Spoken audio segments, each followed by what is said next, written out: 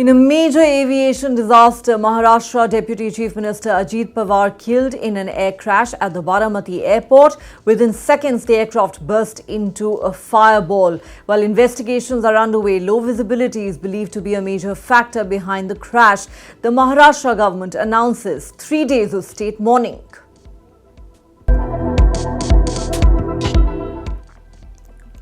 The Supreme Court agrees to hear a plea challenging the UGC's new equity rules. Critics say caste bias protections exclude the general category as nationwide protests rage on.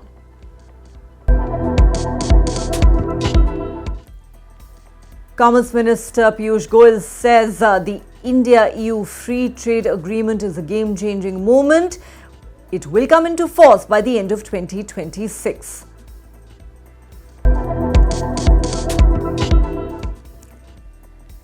The US Trade Representative says India has come out on top and will have a heyday with the historic India-EU Free Trade Agreement.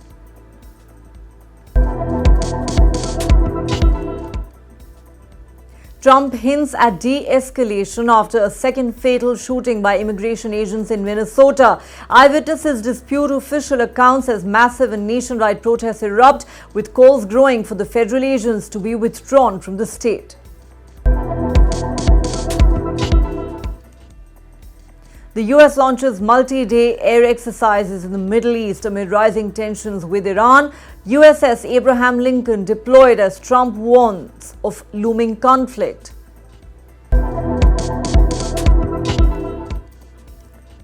Popular singer Arijit Singh stuns fans, announcing sudden retirement from playback singing. The National Award winner cites creative burnout after over 800 songs. As India's iconic voice bows out, it's the end of an era that defined a generation's music.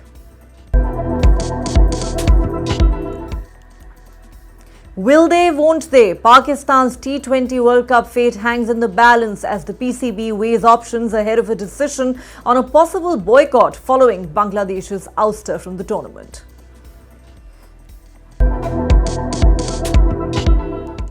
Hello and welcome to the Times of India. You're watching Headlines at 8 with me, Neha Khanna. Our top story.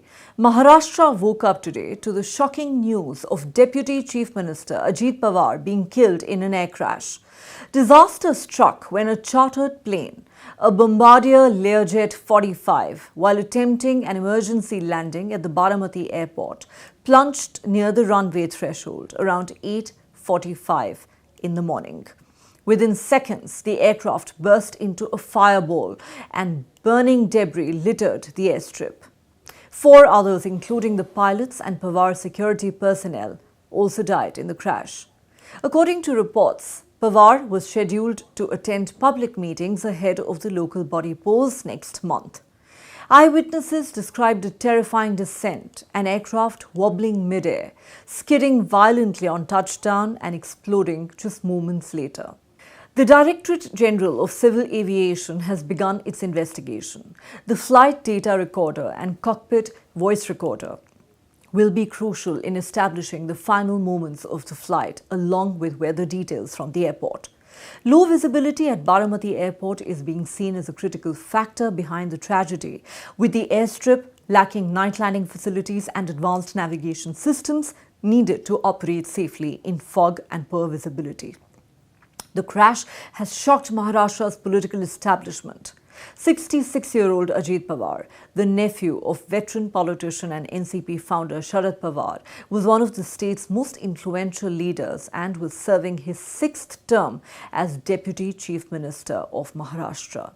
In 2023, Ajit Pawar led the mutiny in NCP that split the party into 2 factions. He later joined the NDA government and became Deputy Chief Minister. Lately, there was talk of an NCP reunion.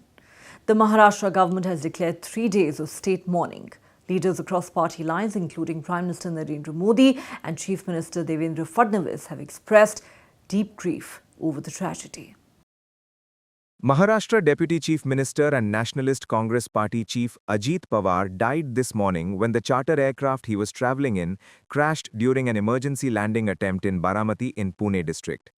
Officials say the plane went down at around 8:45 a.m. while trying to touch down and all 6 people on board were killed.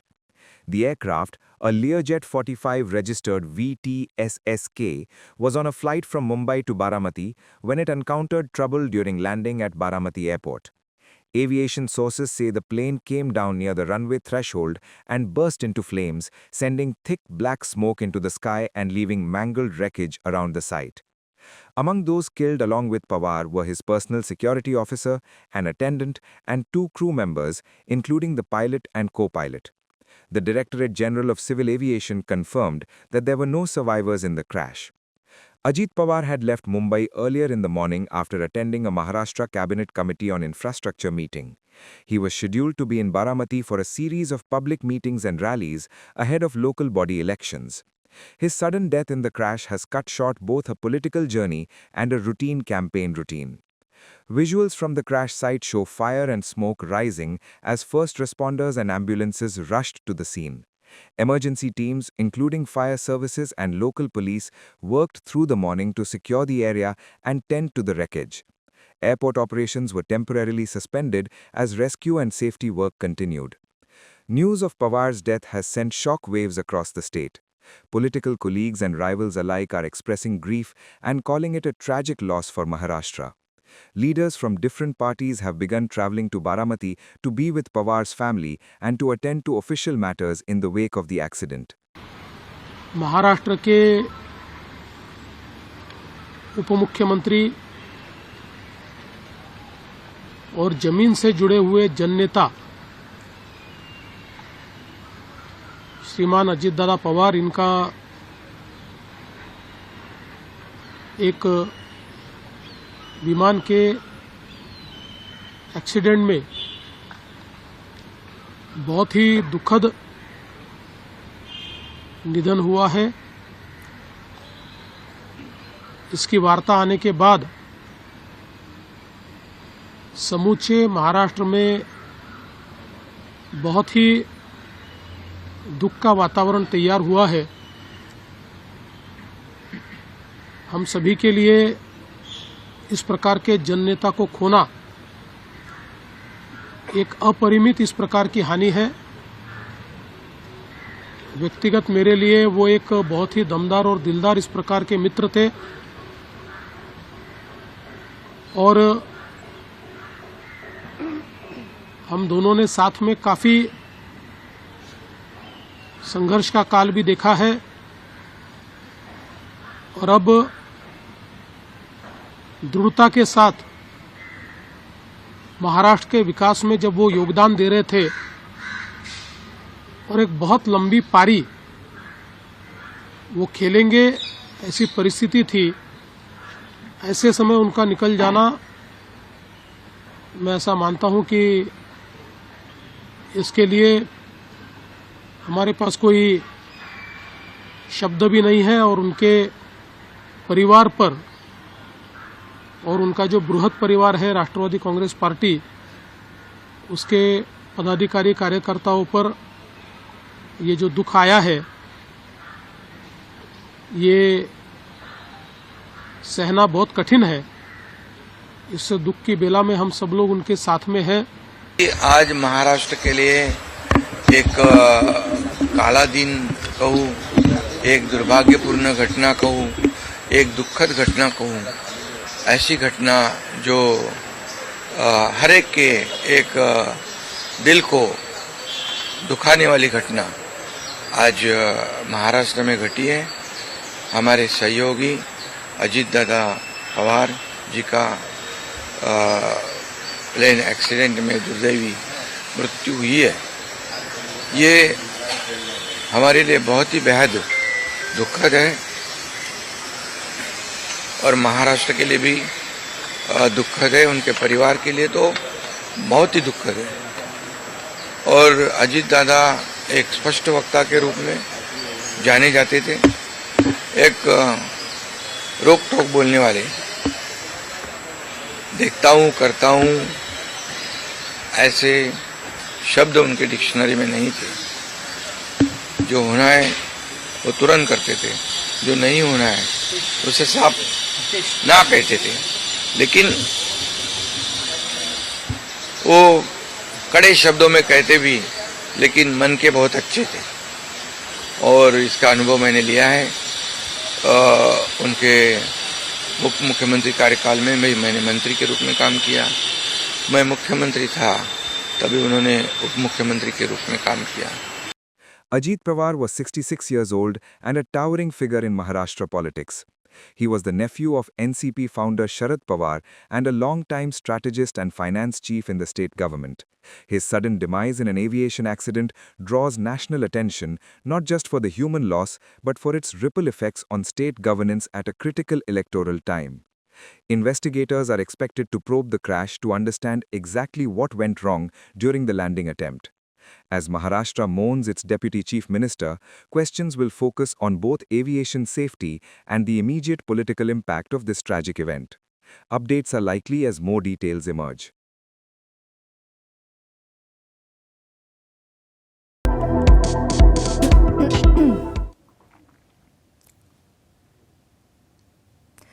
The Supreme Court has agreed to hear a public interest litigation challenging the newly notified anti-discrimination regulations of the University Grants Commission. The plea came up before a bench led by Chief Justice of India Surya Kant. The petitioner argued that the new regulations are discriminatory towards general category students. Referring to the widespread uproar over the contentious rules, the court said, "We are aware of what's happening. It will be listed." The new regulations notified by the UGC mandate that all higher education institutions should form equity committees to look into discrimination complaints and promote equity. The framework also requires that these committees mandatorily include members of other backward classes, the scheduled castes and the scheduled tribes, along with women and persons with disabilities. Critics argue that the rules lack clear procedural safeguards, are vague in definitions and could be misused without due process, especially against general category students. Opponents have also pointed out that the new framework leaves out general category students as potential victims and that the exclusion unduly frames general category people as perpetual perpetrators of caste-based discrimination. Amid student-led protests in various states, Union Education Minister Dharmendra Pradhan has assured there would be no discrimination against anyone and that the rules will not be misused. Protests over the UGC's new equity rules have erupted in Delhi, Uttar Pradesh, Rajasthan and Bihar. A game-changing and transformational moment. That's how Commerce Minister Piyush Goyal has described the landmark India-EU Free Trade Agreement. Goyal says the deal is on track to come into force by the end of 2026 after it undergoes legal scrutiny and fast-track procedures on both sides.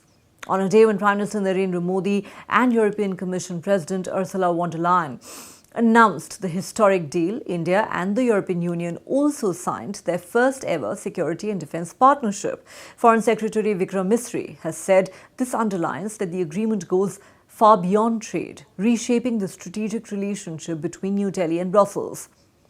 Piyush Goyal has said the deal is balanced and fair and a win-win for industries on both sides, unlocking a surge in investment and business opportunities.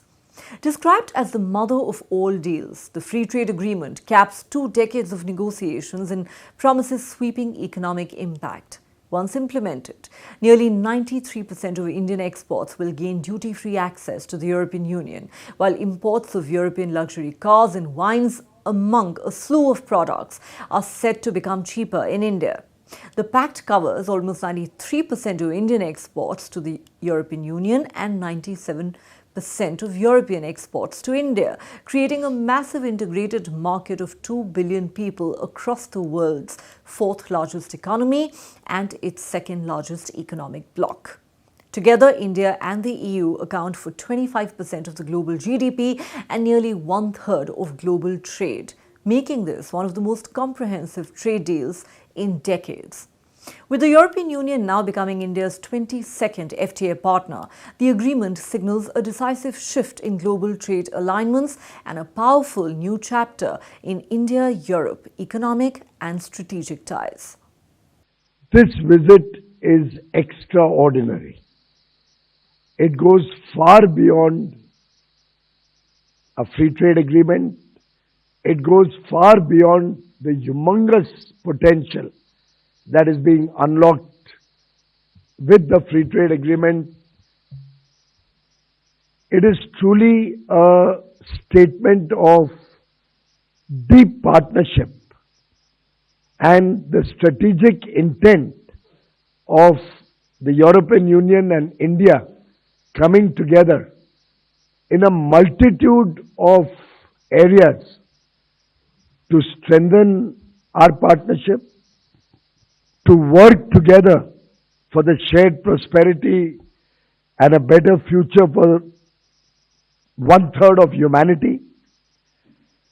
It is a reflection that when 25% of global trade decides to strengthen the strategic partnership, including with the free trade agreement, it unlocks the doors to defense cooperation, greater investments, to cooperation in the field of innovation and science, to further integration of financial markets.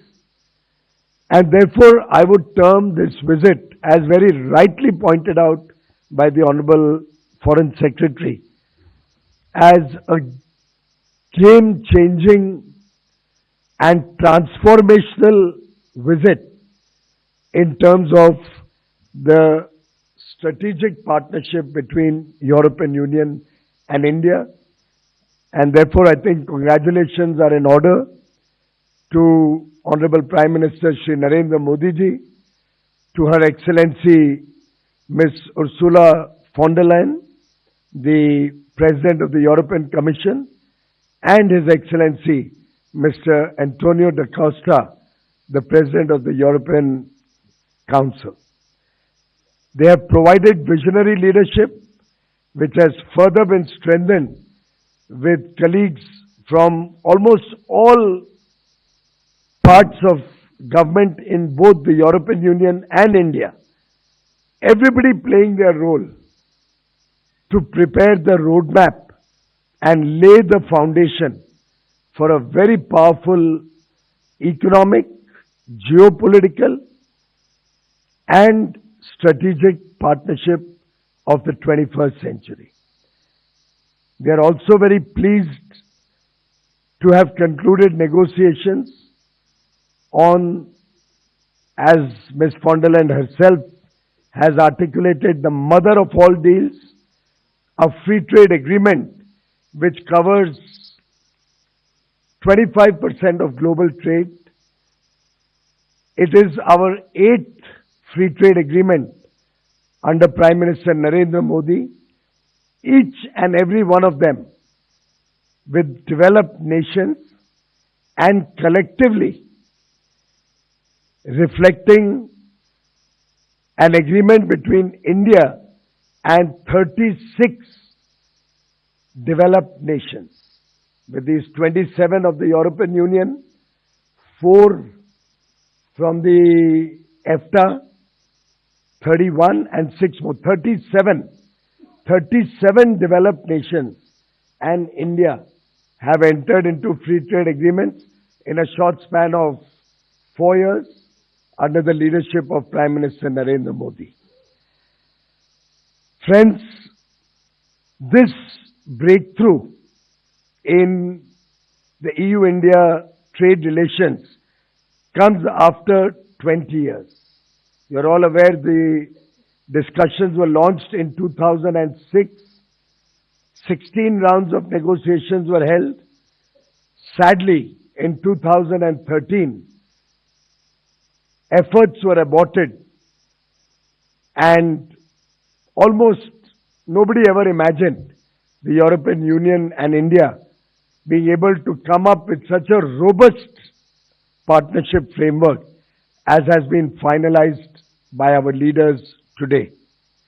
In fact, when we relaunched negotiations in mid-2022 and laid the initial foundational work, prepared our game plan and way forward, we had elections in India and then in the European Union through 2024. So the heavy lifting for this FTA really started after the historic visit of the European Union Trade Commissioners led by Ms. von der Leyen in February 2025. And I think it's been the labor of love of the entire government in European Union and India, burning the midnight oil, persevering, working in a spirit of cooperation, India negotiating with self-confidence, both sides agreeing to focus on what is good for both set of countries, the European Union and India, leaving the sensitive issues aside, and therefore coming up with a very balanced, equitable and fair free trade agreement, which is a win-win for all sections of industry, both in India and European Union, opening up plethora of opportunities for investment, opening up markets which are complementary, with India gaining access significantly in labor-intensive industries like marine products, chemicals, footwear and leather, plastic rubber goods, textiles, apparel and clothing, gems and jewelry, furniture, sports goods, toys, and the European Union industries gaining access to the large and fastest growing economy of India in innovation, technology, sectors of precision engineering, and areas where India continues to look for partnerships and technologies from across the world. As India and the European Union sealed a historic free trade agreement, the reaction from Washington was swift and revealing. The United States' top trade official has openly suggested that the agreement tilts decisively in India's favor. US Trade Representative Jamieson Greer has said New Delhi is set to come out on top, predicting that India will have a heyday once the pact with the European Union kicks in, as European markets swing open to Indian goods and services on an unprecedented scale. Greer pointed to provisions that go beyond trade, including mobility and immigration advantages for Indian workers. He said, and I quote, "On net, India is going to have a heyday with this." But even as he acknowledged India's gains, the US trade chief sought to downplay the broader significance of the pact, framing it as a strategic shift by a trade-dependent Europe. Greer argued that as the United States doubles down on domestic manufacturing and tightens access to its own market, the European Union is being forced to look elsewhere. In that recalibration, he said, Europe is turning to India, drawn by its low-cost labor and expanding economy. This historic trade deal between India and the European Union comes at a time when India-US ties are undergoing enormous strain, with negotiations for a trade deal hanging fire for a long time and New Delhi facing a whopping 50% tariffs imposed by the Trump administration. Relations between the United States and its European allies have also been on a downswing thanks to Trump's growing aggression and unilateralism with regard to trade and tariffs, as well as his repeated threats to annex Greenland, a position he only recently backed down from. With the US under Trump increasingly turning to a protectionist, isolationist and imperialistic trade and foreign policy, many now see it as the beginning of a new global order taking shape. US President Donald Trump has signaled a rare pullback in his hardline immigration push in Minnesota. He now says his administration is looking to de-escalate a little bit after a second fatal shooting involving federal immigration officers. Calling the incidents terrible, Trump acknowledged the growing outrage following the deaths of Renee Good and Alex Pretty, killings that have shaken the state and ignited nationwide protests. Pretty's death in particular has intensified scrutiny, with lawmakers from both parties demanding answers. However, the White House has pushed back against accusations of wrongdoing, with Homeland Security officials claiming that ICE agents acted in self-defense during a confrontation in which ICU nurse Alex Pretty was allegedly brandishing a gun. But that account has been challenged by eyewitnesses, local authorities, and even a preliminary Customs and Border Protection report. As contradictions mount, a federal judge has stepped in to block the destruction of evidence, while the Department of Homeland Security has removed Gregory Bovino, the commander-at-large of the U.S. Border Patrol, from Minnesota, and dispatched border czar Tom Homan to take charge. Despite defending the broader operation, claiming that thousands of hardened criminals have been removed and crime numbers have improved, Trump is finally acknowledging the political and public pressure that's building around this issue. Calls are growing louder for the withdrawal of nearly 3,000 federal immigration agents from the region, even as senior White House aides admit that protocols may not have been followed. With investigations underway and protests simmering, Minnesota has emerged as the flashpoint in America's escalating debate over immigration enforcement and the use of force, as well as lack of accountability. We'll do whatever is appropriate. You know, we secured the border. Remember that.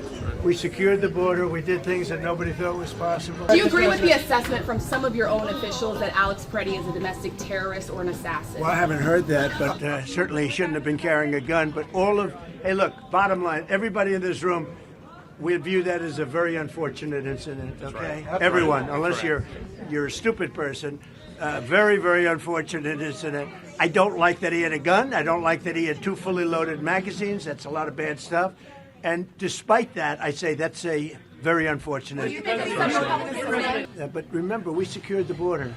Crime is down all over the country. We just had a crime report coming out from, I think, one of the networks, which they hate to hear this, but crime is the lowest number ever recorded.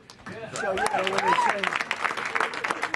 And, we talk about Minnesota, but in Minnesota, you probably read, their crime is way down. You know why? Because we took out thousands of criminals out of Minnesota, and that's why it's good. So anyway, but we have Tom Homan is over there. We all love Tom. Yeah. And he met with the governor, met with the mayor. He's going to meet with the mayor, I guess, and it's going very well.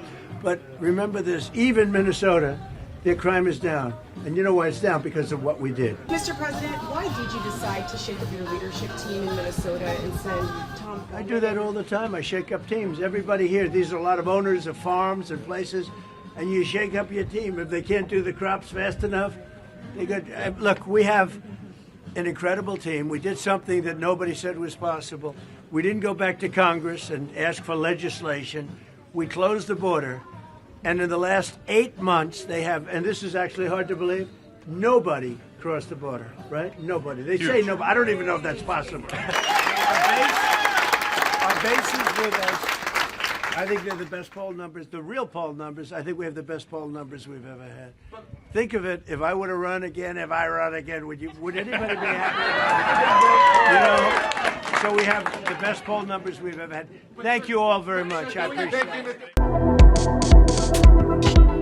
The United States is flexing its air power in the Middle East, announcing a multi-day aerial combat exercise as tensions with Iran reach a boiling point.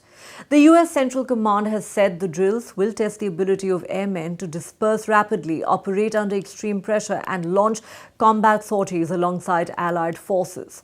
The message is clear. American forces are preparing for high-intensity scenarios, even as Washington tightens its military posture across the region. The announcement comes against the backdrop of sharp warnings from President Donald Trump, who has said that an armada is moving towards Iran and time is running out for the country. The USS Abraham Lincoln Carrier Strike Group has already arrived in the region, underscoring the seriousness of the build-up. This comes at a time when Iran is facing global outrage over its violent crackdown on anti-government protests, with thousands reportedly killed as dissent was crushed with brute force. Trump has said the US is keeping its options open, stressing that American forces are moving just in case. And finally, popular singer Arijit Singh has left his fans stunned and disappointed as he announced his retirement from playback singing in a deeply emotional social media post. In his Instagram post, the double national award-winning singer wished a happy new year to his fans while breaking their hearts by informing them of his decision to step away from active vocalist duties in films. And he did so just days after Mathrubhumi, a song sung by him and Shreya Ghoshal for the Salman Khan starrer Battle of Galwan, released on social media ahead of Republic Day. In the post, Arijit Singh elaborated on his decision to retire from playback singing. He said, and I quote, "There's not one reason behind this. There are several reasons. Plus, I've been trying to do this for a long time. Finally, I've gathered the courage. One of the reasons was simple. I get bored pretty quickly. That's why I keep changing arrangements of the same songs and perform them on stage. So here's the thing, I got bored." From Fame Gurukul to Ashiki 2, and with more than 800 songs across languages, Arijit Singh's voice became the soundtrack of an entire generation.